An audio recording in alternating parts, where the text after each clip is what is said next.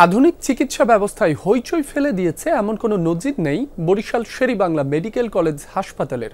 তবে দালাল সিন্ডিকেটের কারণে প্রায়ই আলোচনায় থাকছে দেশের দক্ষিণাঞ্চলের এই স্বাস্থ্যসেবা প্রতিষ্ঠানটি। হাসপাতালের প্রতিটি ক্ষেত্রেই দালালের দৌরাত্ম্য, অবকাঠামো, জনবল সংকট সহ আছে নানা অসঙ্গতি। ওয়ালটন বিএলডিসি ফ্যান খরচ বাঁচে 65% পর্যন্ত। ওয়ালটন বিএলডিসি ফ্যান ছড়ায় স্বস্তির সবুজ হাওয়া।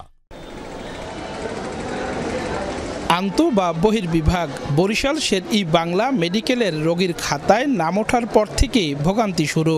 সময় মতো ডাক্তার না পাওয়া, নার্সদের দুর্ব্যবহার, প্যাথোলজি পরীক্ষায় অতিরিক্ত টাকা আদায় সহ অপারেশনে দীর্ঘসূত্রিতা, রয়েছে ওষুধ স্বল্পতা, আয়া বুয়া ট্রলিম্যানদের উৎকোচ নেয়া, দালালদের দৌরাত্ম্য সহ নানা অভিযোগ।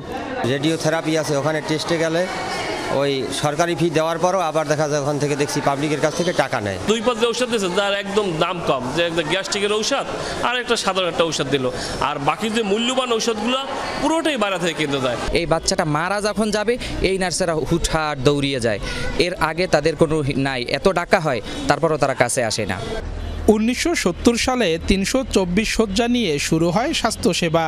তখন দক্ষিণের 6 জেলার জনসংখ্যা ছিল 1.5 লাখ, এখন বেড়েছে আরও। তবে সে তুলনায় বাড়েনি সেবা, উল্টো ডালপালা মেলেছে দুর্নীতির। ব্যাঙের ছাতার মতো গড়ে উঠেছে ডায়াগনস্টিক সেন্টার, গড়ে উঠেছে সিন্ডিকেট। আমি এখানে অ্যাসিস্ট্যান্ট প্রফেসর হিসেবে ছিলাম, প্রফেসরও এখানেই হয়েছি। তখন পর্যন্ত আমরা দালাল প্র্যাকটিস আছে এইটা আমরা জানতাম না। তারপর থেকে আমি শুনলাম যে আমাদের কেউ কেউ দালালের মাধ্যমে রোগী দেখে। যে অভিযোগগুলো আছে সবগুলোই সত্য, পুরোপুরিটা হলো আংশিক সত্য। যে এই যে পার্সেন্টেজ দেওয়া, রোগীকে নিয়ে যাওয়ার পার্সেন্টেজ নিয়ে এটা সত্য, এটা তো হচ্ছে, কিন্তু সুযোগটা পাচ্ছে তো ওখান থেকেই, যেখানে এখানে পরীক্ষা নিরীক্ষা করার সুযোগ নাই। দক্ষিণাঞ্চলের পাশাপাশি ফরিদপুর, মাদারীপুর সহ আশেপাশের জেলার মানুষও সেবা নেন হাসপাতালটিতে। বর্তমানে 1000 শয্যা থাকলেও রোগী ভর্তি থাকে 3 গুণ। বহির্বিভাগে রোগী, স্বজন, হাসপাতাল সংশ্লিষ্টদের মিলিয়ে প্রতিদিন গড়ে 30,000 মানুষের সমাগম ঘটে এখানে। আপনাকে তো এই তৃণমূলের মানুষের কথাই ভাবতে হবে।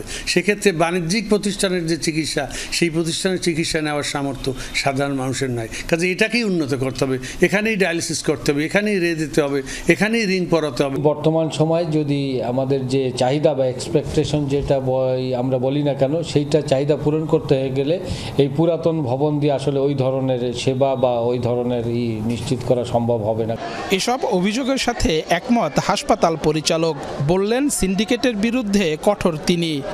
গত 5-7 বছরে কিন্তু আসলে এখানে কোনো উন্নয়ন কাজ হয় না। কিছু ইকুইপমেন্ট এসছে, সেটা সেন্ট্রাল থেকে পাঠিয়েছে, বাট আমি যেখানে হাত দিই কোনো কিছু আমি নতুন দেখি না।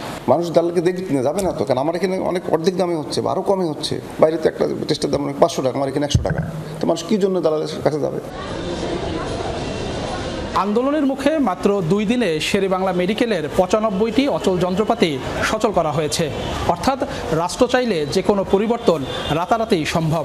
তাহলে অন্যতম মৌলিক চাহিদা চিকিৎসা সেবা নিশ্চিতের জন্য কেন রাস্তায় নামতে হবে রাষ্ট্রের কাছে, এই প্রশ্ন সাধারণ জনগণের। কাউসার হোসেন, যমুনা নিউজ, বরিশাল।